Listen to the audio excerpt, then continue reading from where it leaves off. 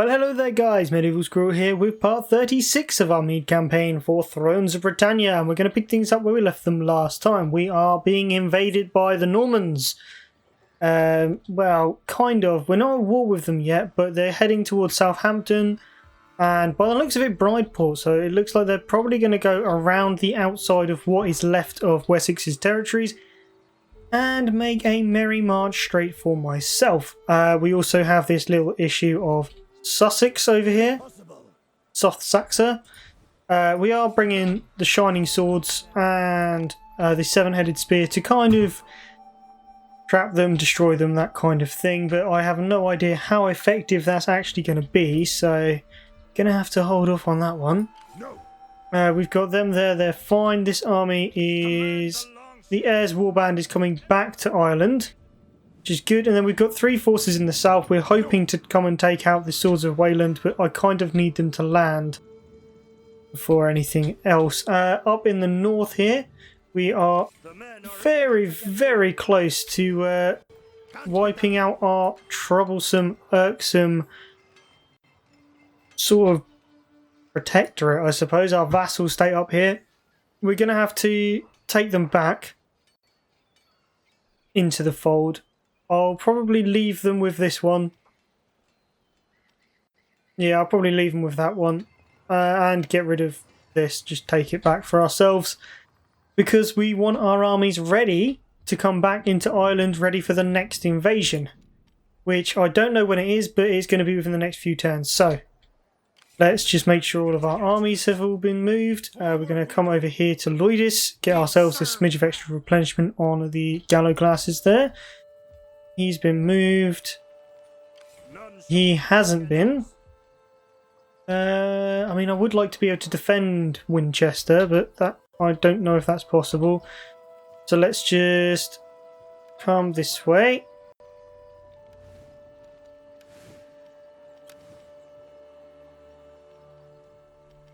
Okay, I'm going to hold on to that for now.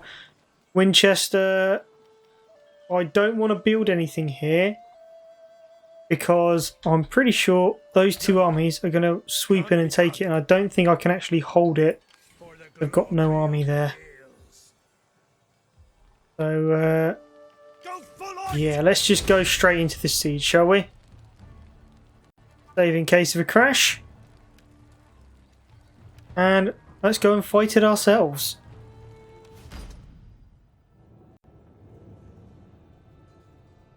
Now we do have a lot more men, which is good for us, because it means that this is going to be even less costly than it should be, realistically. We can just throw men at the walls and it'll be fine. The only bad thing is Wessex is still going to survive this. I mean, we could try piecing out with Wessex after this. I don't know if it'll work. We've basically taken all of their food production off of them, so they're going to starve themselves into submission anyway. So I don't think they'll become much of a threat afterwards. My only concern, literally my only concern, is the Normans now. Because my troops are not top tier, they're not heavily armoured. We are going to have to take two armies against one. Pretty much, and not expect all that much back in return. Light cavalry, which is essentially what we're here for. Yeah. Not great. Not against Normans anyway, which have heavy knights and stuff like that.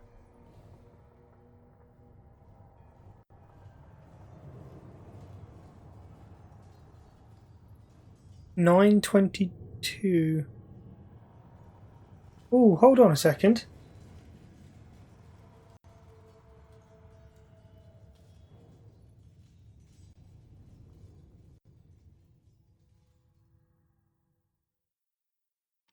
$9.22. I believe the Duke of Normandy would have been Richard II, otherwise known as the Good, which would have been the third, fourth Duke of Normandy. and grandfather of William the Conqueror. Yes, and during that time there was quite a lot going on. So no, I don't want dry. Can we have some rain? Fingers crossed for rain when it comes off of the black screen. Yes! Here we go. Yes, so there would have been a number of minor kind of collisions between Normandy and the English Isles, because Normans were at the time kind of, you know, French. Right. I'm not too concerned about the axes. You can have your things back. And we'll send up raider swords as well, because they can't shield wall, which is kind of a big thing. And then we're going to wait for the full numbers to come up so we can just literally launch them directly at the walls. We are the Gales. Okay, you are the Gales. Javelins. It's nice for you. Cavalry. Right there. Let's get to Okay, siege party can be group 10. Where's the fight? Both of those come off of fire at will, come off of that, and onto melee mode. Protect your general in combat. Right, reinforcements please. Shush. Yes, so the history of Normandy is actually about as interesting as the history of England. So much happened.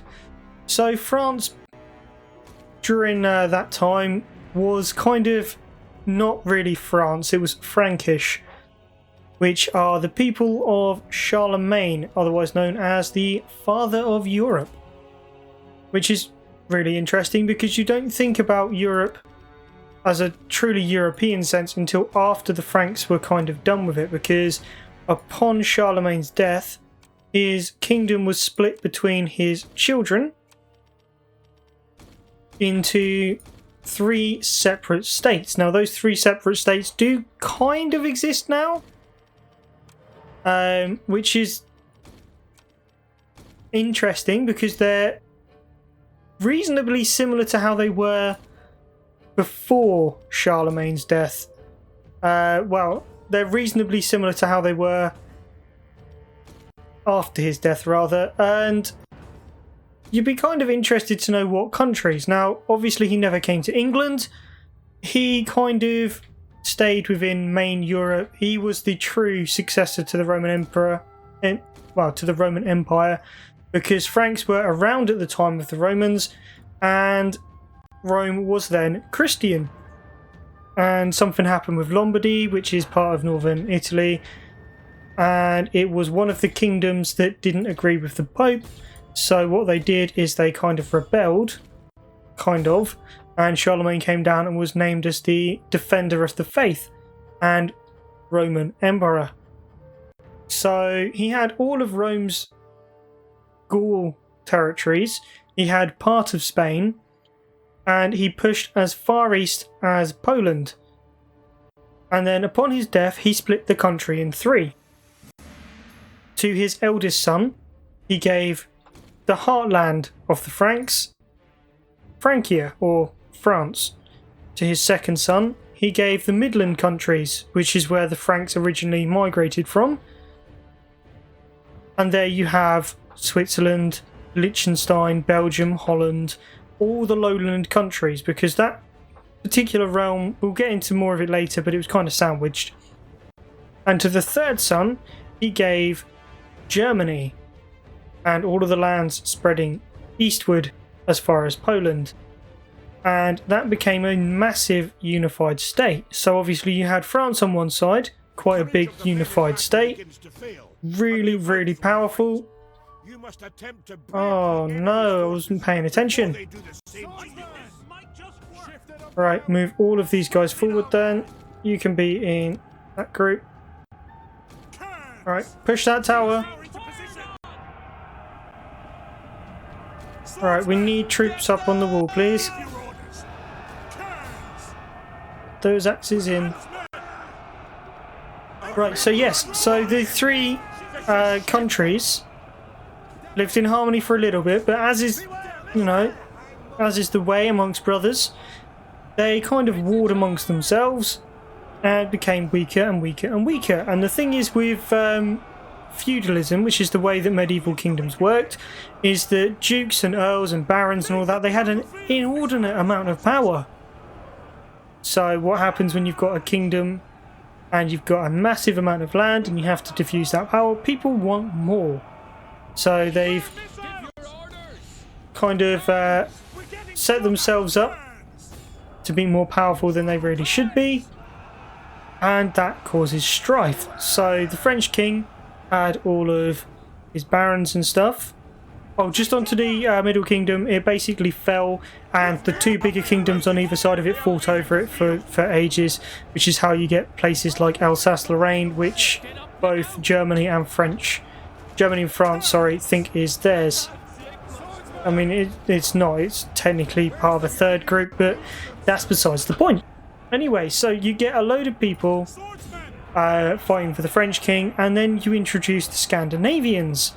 Now the Vikings, all the way through the Dark Ages, even up until the points where the Romans were coming out of Britannia, they were raiding everything. And they were doing a lot of fighting. And by a lot of fighting, I do mean a lot of fighting. And then they'd go away. Well, this one particular Viking, and I call him a Viking in the loosest possible terms, because Vikings are actually coming from the phrase going a Viking, which means going raiding. He was called Rollo the Strider. And what he did is he took his army and he ravaged all of what we would now call Normandy, or at least what would become to be known as the Duchy of Normandy. And they ravaged and ravaged and ravaged, and it got to the point where their army was blood-soaked.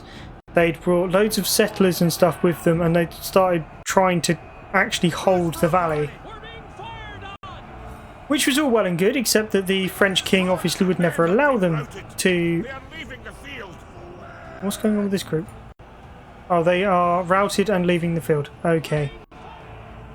But the French king was obviously never going to allow that, so he summoned all of his banners and basically trapped them, and then made an agreement that the Northmen that had invaded him were going to defend the land. I mean, the French king was constantly having to swat flies, and to rally an army takes a very long time. What better way to defend yourself than make your enemy into your ally so that they defend you instead of you having to do it yourself? So the vassal of Normandy was made. It became a dukedom, and the Norman duchy evolved from that, and gradually over time they expanded their power to become the most powerful duchy in all of France, as it became to be known. Now, there are certain conditions that was placed upon the Normans. They had to become Christian, because obviously France was Christian. I think the Pope at the time was living in the south of France. Don't quote me on that, but it did happen at some point. Pretty sure around the time of Henry III, or Henry IV, the Pope was actually not living in Rome, it was in the south of France. We are doing so badly here. We should have just attacked the walls, shouldn't we? Our men have rallied. Fantastic. Get up those bloody walls. But anyway, so the Normans had to give up their, what the church referred to as their pagan religion, and convert to Christianity. So they did so with quite a lot of glee, although it would come back to bite them in the arse later on under William's father. I think his name was Robert. That would come back to basically bite them in the backside. Why are they leaving? There's loads of them, and we're up against two malicious bloody spearmen. Go after those javelins. Bloody hell, we've lost almost 1,000 here. Alright, javelins, pull forward. We're going to start throwing over the walls. Go after those javelins. Anyway, so yes. So they converted and they began setting up the Duchy of Normandy. Instead of taking the land that the French king wanted them to take, which was damn near worthless, they took the riches that they'd already actually taken by conquest. And it is reported, but not really, obviously you can't confirm it, apparently Rollo the Strider went off with that land, was told no, told the king no, I will take the land that I've already taken by force. The French king then threatened him with his army, and Rollo said, my men are prepared to die, are yours. And the French king backed down. Thus making Normandy his duchy. So the King of England, after they took England, when the Normans took England, were technically the vassals of the French.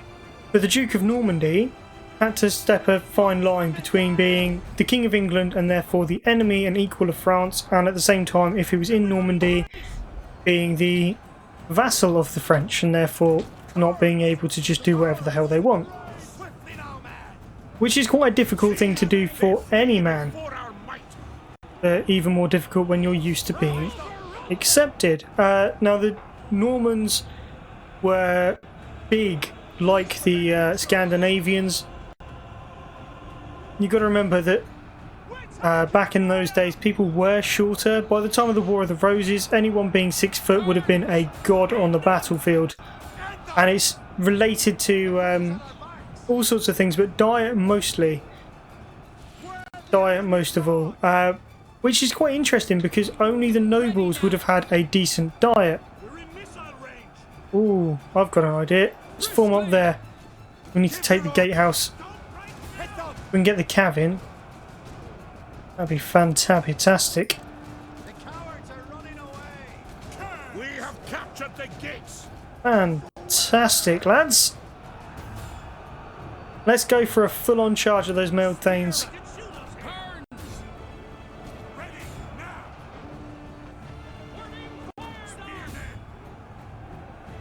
Cool. Right, so yes, and that meant that when they did something well. So, if you imagine someone being a whole head taller than you in plate armour, they did amazing at that kind of thing. So Norman knights were the tippy top of knights in the realm. Which is why England held on to Normandy for so long. Between that and the longbowmen that they used excellently in later years, they were absolutely astounding. And that kind of counts. But anyway, that's kind of irrelevant because at the time bows were still kind of in use, but it was a peasant weapon, so knights wouldn't use it. But I believe crossbows during the Norman invasion were kind of coming into favour.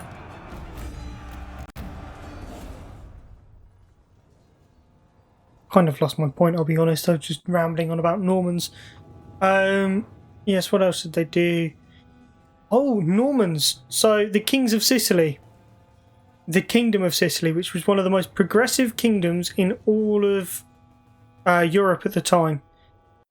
To the point where they accepted Moors as part of their culture. Because obviously Sicily had been fought over by the Romans, the Carthaginians, the Greeks. Pretty much everyone had been fighting over Sicily. So when the Normans took it over, they just kind of accepted it. Carried on as it was. Everything went rather spiffingly. And they did absolutely fantastic. Let's head this way. How long will it take us to get to Winchester? Forward we go. War is what we do best. We could get a couple of armies down to Winchester, couldn't we? Yes, I think that we could and should. Not possible. Yes, I told you, crossbows. Crossbows. They were coming in. Right, Flathery. Go for a bard, shall we? And for you... Firstly, you want a wife. Yeah, we'll go for that. Pretty cool. You don't need loyalty. You are a general, so... do we want movement range or... No, we'll go for bard. Go for replenishment. And Chippenham, you've got that. Let's go down a level. Get rid of that.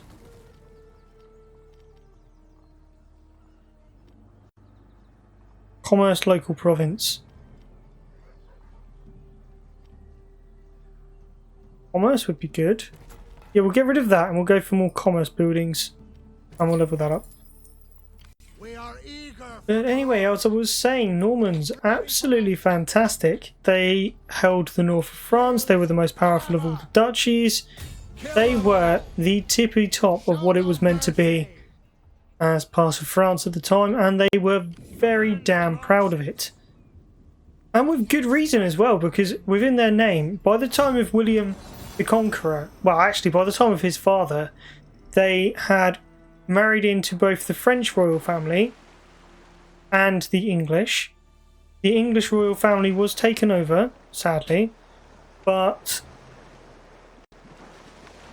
What are you doing, Dyflin? Oh, for God's sake, really?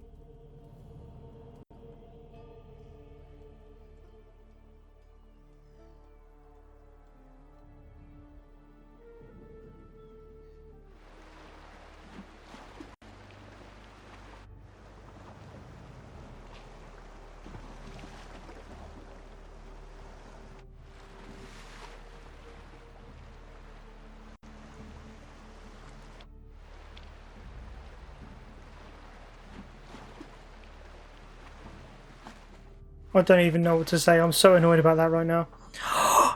That makes me happy though. Oh, what are they doing? They haven't declared war on me yet, but they're thinking about it.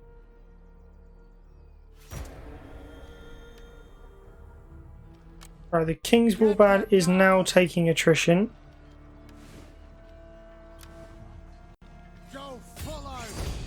But I could just auto-resolve that now. He's been sat there for so long.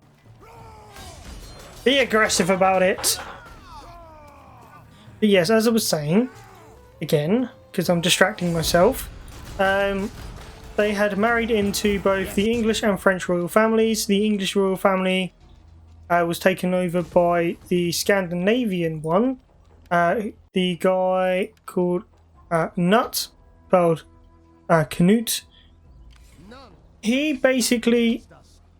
He ran Norway and Sweden and Finland, and then came and he conquered England by killing Emma of Normandy's husband, which is a whole different story and a whole different kettle of fish, but is very interesting because she actually managed to hold on to her title and get her children to safety by sending them to Normandy and agreeing never to talk to them again, which sounds harsh. Really does, but at the same time it's also not harsh. It's really, really good because she managed to keep them alive long enough for her eldest son, Edward, to become Edward the Confessor. Yeah. Tales within tales. Fleet ready to sail. Right, head up here to Dyflin. Actually, About to make landfall. how far up north can we get?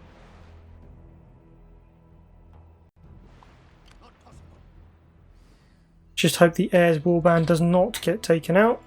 The men are eager to get to it. Alright, send them over there. We need to hit here. We're just going to sack it.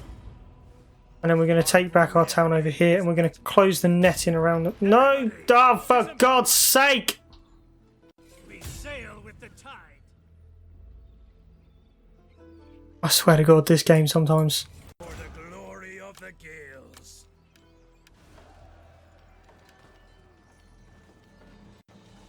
Go for income above all else. All levy units. See, now that would be really good. But we do want our Kern Raiders.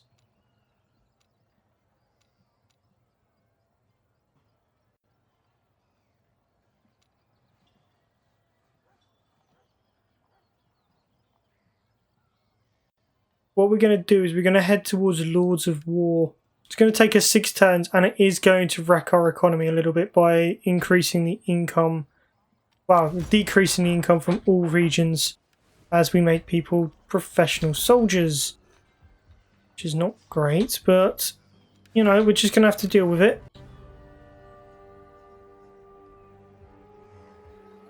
Alright, I think I'm going to focus for a minute. Focus up, because otherwise I'm going to be in a little bit of trouble if I don't. I need to do that. This army's going to hopefully be able to go and take back all of our bloody land.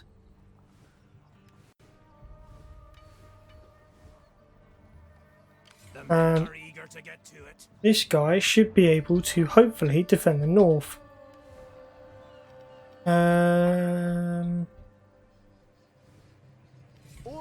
Right, we want this army to come over here to command the longships. Bring me their heads. do that and attack the port. None shall stand against us.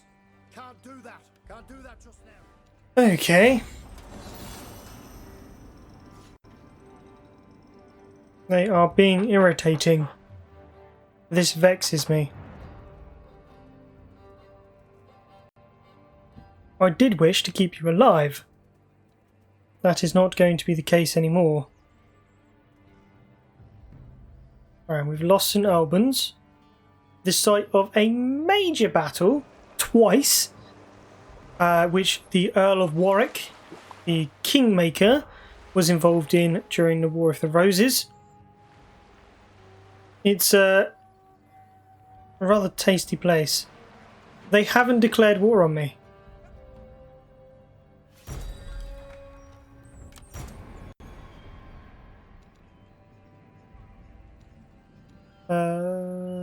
We'll go for him. And we'll appease the church, obviously.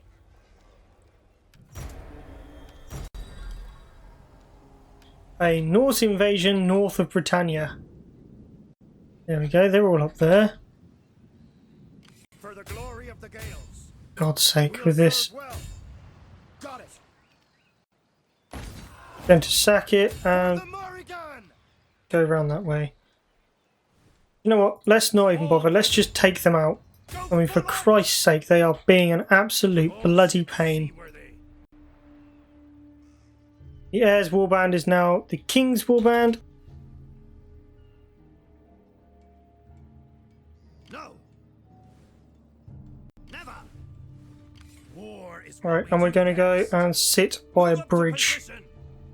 Any luck, that should help us out. But knowing them, they're going to run away. Right, let's go to the King's Warband.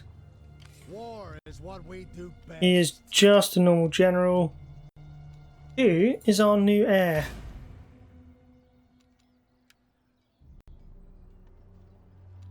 Right, well that's not good, is it?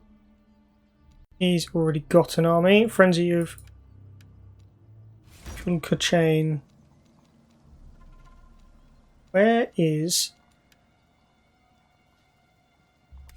There we go. Oh, that's not going to work, is it? Oh no.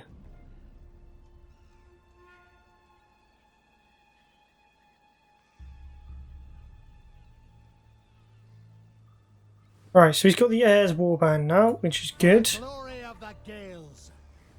Bring him in, and we'll also hit him with this. Ooh, that's not going to go well. That is in fact going to go very badly. Oh well, we've lost that force. Be glorious.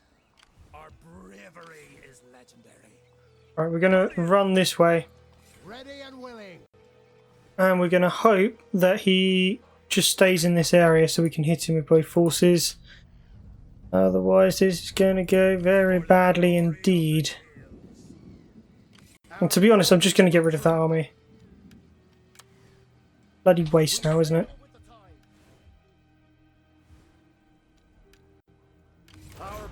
Alright, you are a general. Let's go quartermaster. Scribe. And for you, quartermaster. Now, we need to give a name to the King's Warband because it's not the King's Warband anymore. So we're going to go for collars, swords.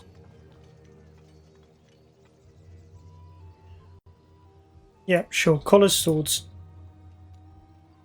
Not very Irish, but it's fine. You can now disappear. Don't really want you raiding them if we don't have to. Get in there and get some replenishment. Let's bring you down as well. And in camp.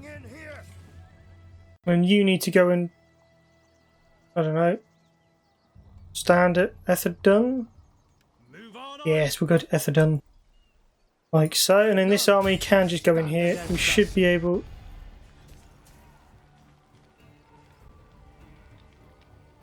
No, we should be able to go through that. Let's siege that then. We'll start off the next round with that. You're going to go in at St. Edmunds. Occupy. Some things. Seriously.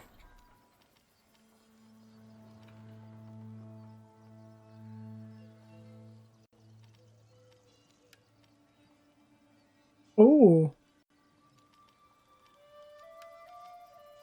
Income from gold, silver, lead, tin.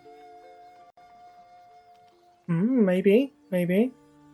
No point having that.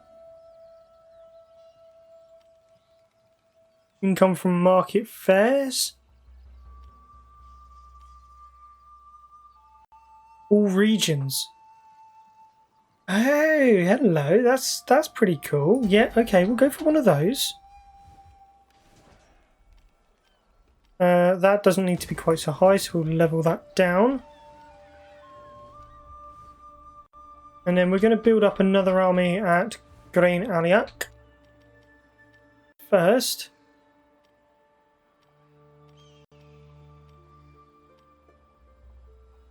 I mean, we've got a lot of merchant type stuff, so how about a storehouse? What are we losing? We're losing nothing.